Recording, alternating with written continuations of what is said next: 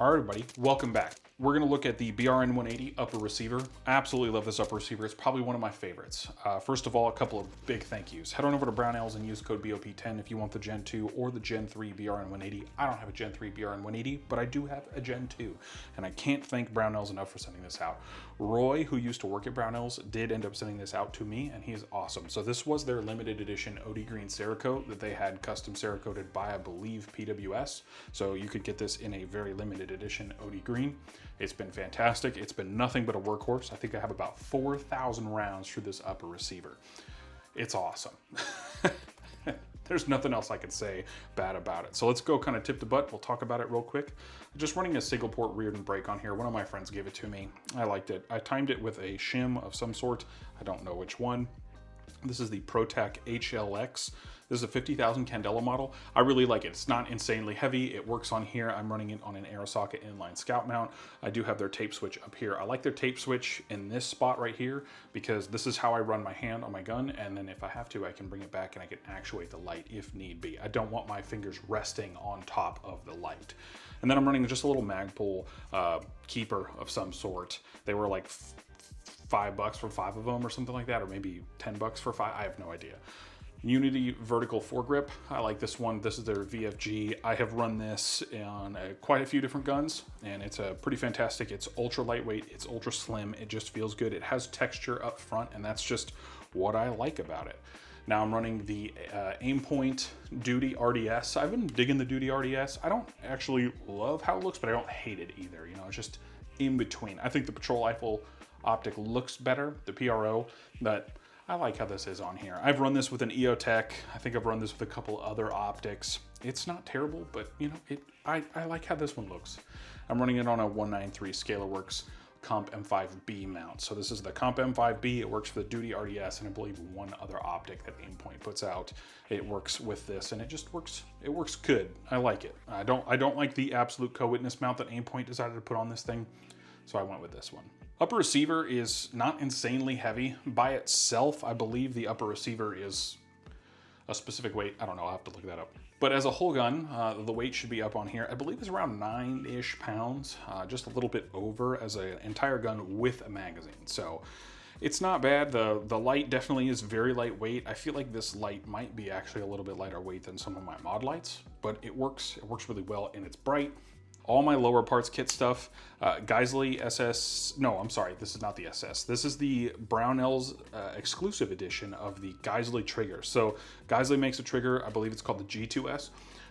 Brownells makes an exclusive version that's enhanced. So this will give you like the SSAE feel without the cost of the SSAE. So about $139. And how they do that is there's a little cotter pin that goes right in here. I guess not a cotter pin, just a little pin that goes in there. And when you push your pin in, it locks in there on these detents on the pin, and it works out really well, and I like it. I mean, the pull weight on this thing is incredibly light. It's got a very, very smooth first stage. I mean, nothing, you can't feel anything, and then you just ever so slightly just push on that. And I mean, I want to say this feels like 1.5 pounds of pressure that you can put on there, and it will go. It's very dirty. Sorry about that. Forward control designs, ambi mag release. Forward control designs, rearward bias, bolt catch bolt release. Forward control designs, 50-degree ambi safety. I love these things. They're awesome.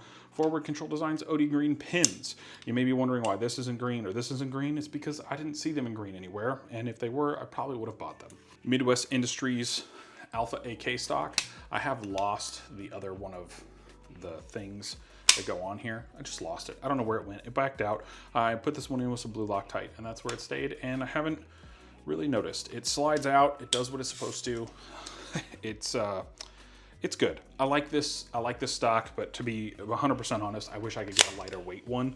I know that J-Mac Customs makes some. They look pretty cool, but this has been nothing but a great stock. It works really well. Also, Forward Control Designs OD Green winter trigger guard, and then B5 trigger, and then this is a KNS product right here. Now I have nothing but good things to say about this KNS product. Nothing. I mean, it's worked. It does what it's supposed to do. You do have to get the one with the enhanced flange on the side there, but that's it. Other than that, it works, and it's just so it keeps the takedown pin from flying out the back. So that's how that works. This KNS product, along with this Midwest stock, it's been phenomenal. Now, if we're going to talk about the upper receiver again, just for a short second, there's two things I wanted to say. One, this bolt in here, it feels like it rides on ball bearings. When you shoot this thing, especially when you have it all put together, this bolt feels incredible. It slicks and slides around. It's like they kind of made this thing to work where, you know, it doesn't feel like it's anything crazy. PWS is really good at making guns, and can't say anything bad about them. Now, another thing you'll see, if I push this forward. All right, see that dent right in there? Now that's not from this charging handle. I bought the K&S, well, I didn't buy it. Brownells sent it out. I got a gift card from Brownells and I bought it with a gift card. There we go. So I got the K&S Precision charging handle that they have that kind of folds in. That cracks this. So if I'm running this way, when it comes back, you should see a slow-mo video now. When it comes back, it literally broke that to where it's now kind of this way. Now, Brownells does have a forever satisfaction guarantee. I know I could send this into Brownells or PWS and they would probably fix it, no problems. I was able to fix it, go back to the standard charging handle, which isn't a bad charging handle. I just wanted to see if I could get this gun a little slimmer. Turns out you can at the sacrifice of your this little dingleberry right here, your dust cover. I was disappointed in that. Let's just put it that way. You know, for a $50 product, I feel like it shouldn't run into this and then cause problems. That was one of the things that I just didn't like about that product, so I ended up sending it back. So Brownells has a forever satisfaction guarantee, and then I should get that money back on a gift card here in no time. So there we go. No complaints other than the K&S Precision thing broke my thing and bent it. If you can see that, it's pretty bent. So yeah, that's unfortunate. This is the old piston that was in this upper receiver. I have the new piston in there now. When you get the new piston, they send you a new set of springs that go on here, and they send you a new spring that goes on your op rod. So there you go. And then they send you the new piston. So the new piston does not look like this. This is the old one. This is the one that has the majority of the rounds on it. I probably got about 500 or 400 on the new piston. This one has, I would probably say, anywhere from 3,000-ish on there. So it's got a lot of abuse. I did throw it in the sonic cleaner. It did not get it very clean whatsoever. It's dirty. The old piston had a problem when running in suppress mode. That pinhole right there was just too small. It wouldn't allow it to work with a majority of suppressors on the market, especially for me when I run K-cans. Now this is a Lahar 30K. That's predominantly what's been run on here, but I will probably be going to my B&T flow through. It's just in the other room. Sorry, I don't have it right here right now. But it's a great can, but it doesn't have enough back pressure to reliably run this system, which to be honest isn't a problem with me. It runs fine in unsuppressed mode with this suppressor on it. The recoil impulse is a little bit heavier. It definitely feels like it hits you in the shoulder a little bit more, but it's not terrible. And then when I put my B&T RBS compact flow on there, whatever it's called, I don't know, it works a lot better. It's smoother, definitely doesn't have any issues. And I probably will go with that can for a majority of my guns, and then I will be running this with my B&T mount when I actually have to send this mount back to B&T and get the new collar in here. So that'll be fun. Video for another day. This can is pretty awesome. It works well. It does what I want it to do, but this will probably be living on my Ergi. For some reason, I like this can, but it's probably going to live on my Ergi. So let's take a look at accuracy real quick. Now this is the first group. This is 52 grain Black Hills. It's their match hollow point round. Good round. I've not had terrible performance, but I haven't had great performance, as most of the time I get with Black Hills. It's not a bad round. It's just not like an incredible round. So the first one was out here. It's a huge group. In fact, I don't know if this, like, if you count these, I feel like there's 10 here, and then I threw one here, and maybe I loaded 11. I'll have to watch the video again to see what happens. You should see a splash on the screen here. But we have a 3.18 inch group if we go through all of there. And then I did another group. I'll show you where it was just this. It's not a terrible round, but I don't know if, because this wasn't me. This felt like, all of these felt like great trigger pulls, and they were fantastic. So I have no idea what happened there. Also, the accuracy testing was at 100 yards with a 3 to 16 power scope and the Lahar 30K on the front of here. This is 77 grain OTM. This is their reman stuff. The group was not terrible. 1.5 inches. I think it's a good group. It's not incredible. I guess 1.5 MOA. No, 1.5 inches. I'm sorry. It's not an incredible group. It's really good. I have a feeling just for what this is, you know, I don't expect this gun to be half MOA.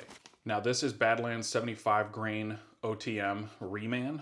This stuff hasn't proven to be incredible, and I don't love 75 grain stuff, especially like Hornady. They make a lot of 75 grain projectiles that I feel like don't shoot as well as they should. Maybe it's just my guns don't like them, which is fine. I know other people have had incredible success with them, but I just haven't. So 2.4 inch group. Not great, not terrible. And then 1.67. So this is the Badlands 77 grain OTM new. This is the new stuff. As we saw over here, this was the Badlands 77 grain reman. So this did have a little bit of a better group. I'm wondering, I plan on getting a chronograph in the future, just to kind of see how this stuff pans out. Like, is the reman just as good as the other stuff? You know, if I can get within a little bit, I mean, I can definitely chalk that up to error. Maybe I dip the sight a little bit. It did seem to want to group in 2 different spots, but that's not the first time I've seen that with this barrel. I have not had any issues with baffle strikes or anything like that on this can, so I know that it's not that, but I have seen this definitely hit in 2 different spots, and it's sometimes it's just a little weird for me. I don't know, maybe you've had the same issues, but that's just what I'm showing. Some of the cons of the BRN-180 platform really come down to kind of aesthetic things, some of functional. So one of the functional cons about this is that it has a tendency to get really, really hot under the handguard really quickly. Partially because that's a piston system, and also another reason is that the rail is extremely slim. I hear a lot of people who own like BCM rifles, they have a tendency to complain that the rails do get really, really hot, especially towards the gas block area, because that's where a majority of the heat comes off of and kind of goes back. Another con is up here, if you're running your hand right here, it has a tendency to get coated in a lot of carbon. Carbon just blowing out of the piston and doing all that fun stuff. It kind of sucks in that way, and it kind of annoys me. Another con that I don't love about this is this doesn't stay in. When I first got it, it was kind of friction fit, and you could get it to stick in there, and then ever since I got the new springs, and even the old springs, it just doesn't want to sit in there. And the last is this giant open hole right in here. If you can, I can't really put my finger in there. It's too skinny down there. But you have a giant area that can allow dirt and debris to get in there and do all that. Now, again, I'm not running this as a fighting rifle, so I wouldn't necessarily consider that like a big con. I mean, it was designed to look and function like the original AR-18 or AR-180. And I think the pros of this kind of outweigh a lot of the cons. You know, the modern M-LOK rail that has M-LOK in every spot you wanted it, including more. Has a lot of venting under the handguard to account for that. The barrel twist rate, though, I don't necessarily love. Being a 1 in 8, I do wish it was a 1 in 7. A lot of PWS rifles run 1 in 8 twist rate barrels. I think it's just one of the barrels they had on hand that they were able to kind of manipulate into this system, especially to make it happen. I prefer 1 in 7. I know a lot of people prefer 1 in 7, but they made this a 1 in 8 twist barrel. And I think that kind of steered some people away from it. I don't know. You can let me know. But those are the cons. I have that's what I didn't necessarily love about this. It didn't turn me away from the gun, though. And that's something maybe it's turning you away. But I still don't think that it is inaccurate. I love how it is. It's a little bit heavy. Not exceptionally heavy, but it works. I feel like the weight is balanced well and all of that. I absolutely love the BRN-180 for everything that it is. I like the Gen 2. I have a feeling the Gen 3 has improved on everything that the Gen 2 kind of lacked. I can't remember the twist rate of the Gen 3. I don't know if they moved to 1 in 7 or if they still stuck with 1 in 8. But it's a good platform, and I think the continuing generations of the BRN-180 should be about the same. I love the rifle. I love everything about the rifle. I love the OD Green Cerakote. I hope the Gen 3 would kind of get the same treatment where they had like an OD Green Cerakote and a FDE Cerakote. I remember that from the Gen 2s, and that's what was a big selling point at the beginning, was they did offer a lot of that. it's a cool rifle. I mean, in general, I've never really owned a whole lot of stuff. I mean, I think all AKs really belong in the garbage can. I like how this looks. I like how it feels. It shoots exceptionally soft, especially if you're running either a flow-through can or you're running on a suppressed setting where it can take advantage of the suppressed setting. You know, when you're running it with a high back pressure can and you can move it to its suppressor setting, it really has a tendency to just kind of be a flat shooting, good shooting, less recoiling rifle. Some of that could be attributed to the weight, but I think a majority of that can be attributed to the short stroke piston system. They have a tendency to be extremely reliable. Parts are a little bit more difficult to find, especially if you look on Brownells right now. If you look at some of the parts for the Gen 2 BRN-180s, they're just not in stock. Like, you can't get the new piston cups. You can't get all of that stuff right now from Brownells. That kind of sucks. I feel like the support is kind of waning and going more towards the BRN-4, which is a phenomenal rifle, and I like that piston gun too. I wish I could get my hands on one of those again, and thank you to my buddy Adam for letting me have his last time. This rifle will definitely make you feel something, especially if you're out here and you're looking for something that you really want to have as more of a fun gun. Maybe you want to throw a cheap optic on it or a cheap flashlight, or maybe you just want to run it how it is, run it with iron sights. I know there's a couple guys out there. There's a guy, his YouTube channel, I'll see if I can take a screenshot of it. He runs his with iron sights. He's got like a 36M Omega can that sticks like 8 feet out the front of it. I know a lot of guys really love the 18.5-inch version of this when Brownells came out with it. The Gen 3, I think they're kind of slimming it up. They're going a little away from the retro line, and they're moving more towards the current production of stuff that people wanted out of the BRN-180 in the first place.